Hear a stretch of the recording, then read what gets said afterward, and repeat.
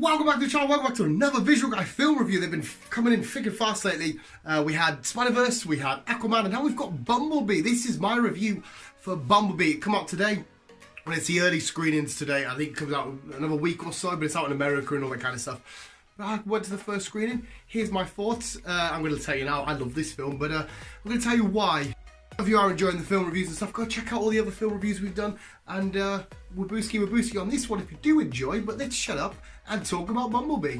Right, first of all, I'm going to point out the Transformer films get a lot of slack for just being horrible stories and a bit just whatever and just action-y. It's all about the action. That's fine. I'm not here for an in-depth, detailed, beautiful portrayal of some kind of story. I'm here to watch robots fight. If I want some kind of story, I'll go watch The Shape of Water or Moonlight, something like that. Some really awesome films that are just about that kind of stuff. I want to watch robots go sick. The story has to be, you know, followable, but it doesn't have to be completely in-depth, detailed, beautiful, artsy-dartsy. No, I need guns and explosions. This film had a nice, easy story. The story basically is war on Cybertron. Autobots need to retreat, go to Earth for to establish a base and look after humans, because if the Decepticons find it, then ultimately they're going to fail. Bumblebee finds a human countable partner to look after, to go on this journey with, has to look after her, wait for Optimus, and there we go. That's it. That's a nice, easy story. That is fine. I can follow that. They absolutely nailed it.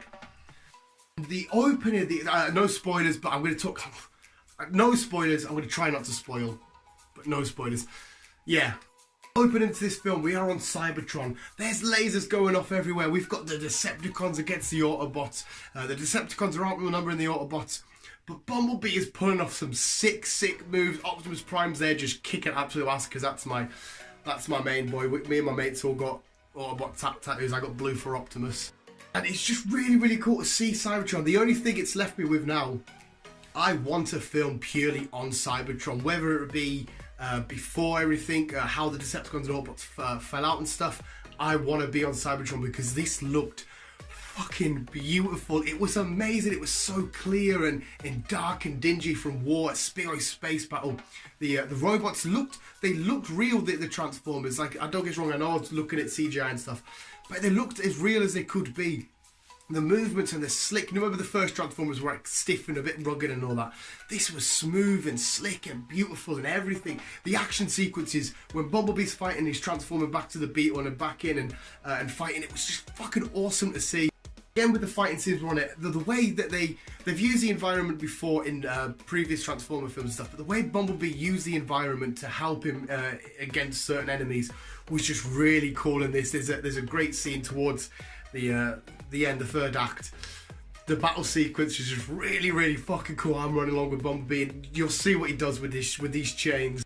I went into this film expecting to see a really cool Bumblebee story, and if there is a Transformer out of all of them that we can solely get behind and root for and feel really loads of love for, and sometimes a bit sorry for, it's Bumblebee. Bumblebee is such a he's a big well, not as big as some of the others, but he's a big robotic machine, which is a bit intimidating, scary. It's got cannons, but when you look at him, he's a puppy dog.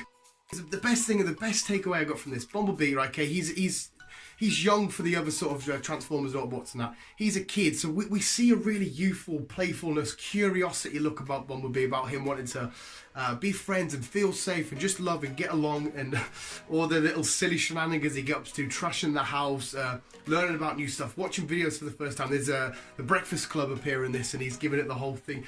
Just the adorableness. You make Bumblebee look so cute and adorable, and like I said, he's a big giant robot, but I just felt so much love for him, and like my heart was with him, and this film pulled at my heartstrings so many times.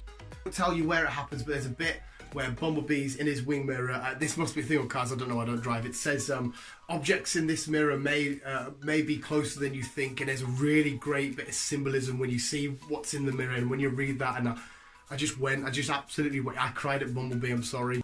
The music from this, if you're a big fan of 80s music, because it's set in 1980, 84, 89, 87, it's set in 1980s.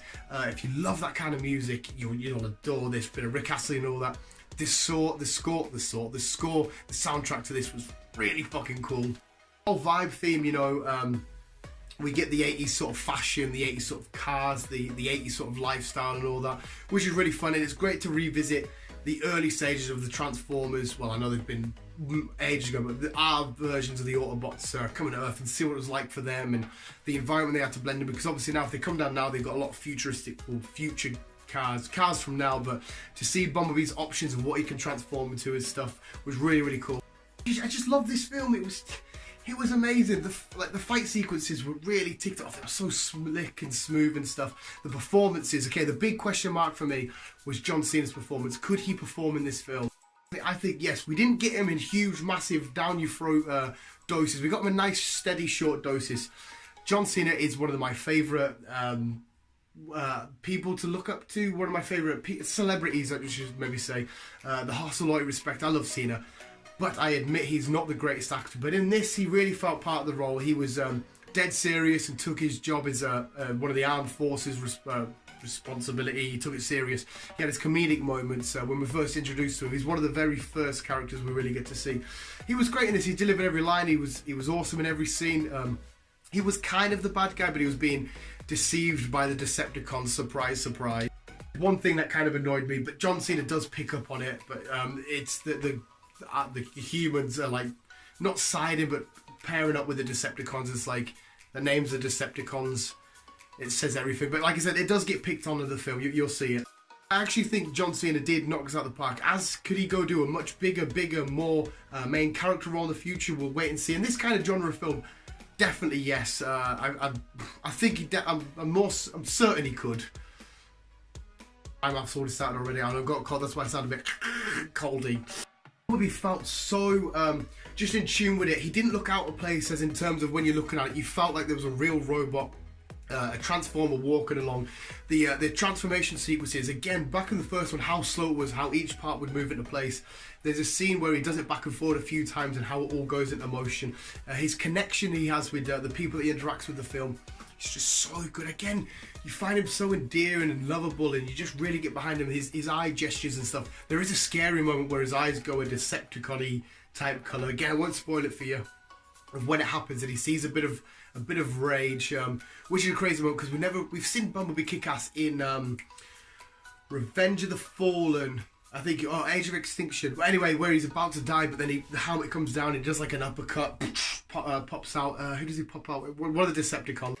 Yeah, so yeah, we do get some badass, and his actual, if you notice when he's looking for his goggles, it is like a honeycomb type thing. We find bees in his bonnet when we first get introduced to him after a while, because he's been hiding for a little bit. We get his voice, we see his voice box go from being there to how it changes and not get there, and to being the radio and stuff, which is really cool, because to hear Bumblebee with a voice, and it is a juvenile, youngish, 18 to maybe 22-ish type voice.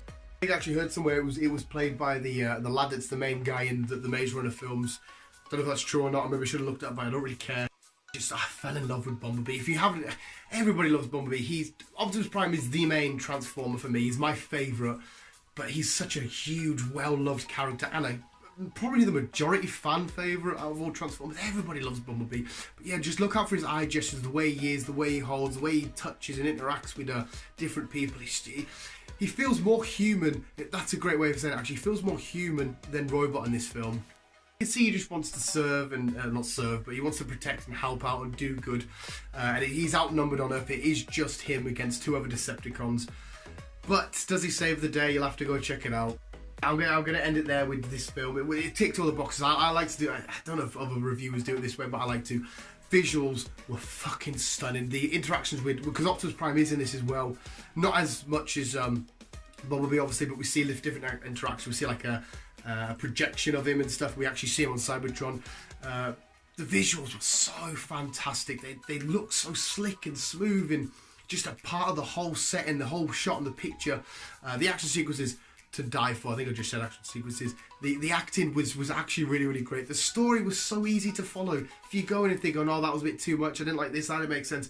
Not robots blowing shit up. This is a Transformers film. That's what we want. That's what we need. Yeah, and just like I said, just then the great story to follow. It was absolutely fine. In fact, it was more than fine. It was great. It was fantastic. You're going to get laughs. You're going to get your heartstrings tugged at so badly, especially if you're like me. It's like, Chris, oh, why have they done that? Why have they done that? Everything all round, I think it ticks all the boxes for me, majorly. Don't get us wrong, it wasn't the greatest film of all time.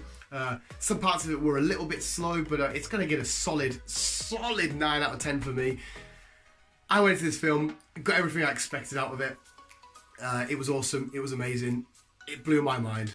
I am very optimistic and always hopeful with these kind of films, especially when they're like the nerdy type films. It was amazing. You're going to love Bumblebee. Family friendly. They do say shit a couple of times, but it's shit. Who cares about the word shit? I think you're just going to have an all-round good time. My final word for Aquaman was fun. People are saying this is the greatest Transformers film of all time.